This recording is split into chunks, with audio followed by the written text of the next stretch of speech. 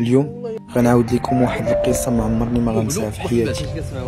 مشيت مع عبد الله لتغازوغ باش نسولو الناس على التجارب ديالهم في الحياه، وتلاقينا بهاد السيد جالس بوحدو.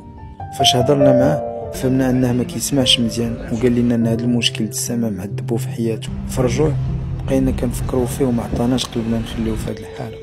عيطنا ليه باش نديرو معاه ميعاد، مي ما كانش كيسمع التليفون.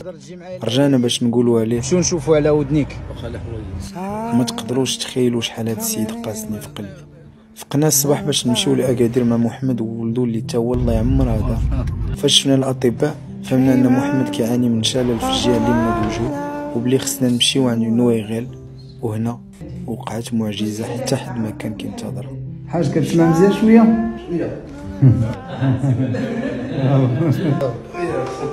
الله يكثر خيرك. ولا كيسمع الحمد لله، الله يجازيك بالخير. اليامات ما كتسمع والو، دابا انا كتسمع الصوت ديال المواتم تاع الطوموبيلات. علمتني التجربه ان اي واحد يقدر يرسم ابتسامه على وجه شي حد ويحسن نهار ولا حياته. مشيت عند عبد الله باش نفرحوا بهذا الخبر. فرح مسكين ياك بزاف. برشتيني يا صاحبي، حقا برشتيني برا. محمد راك في قلبي وما عمرني ما غادي ننساك.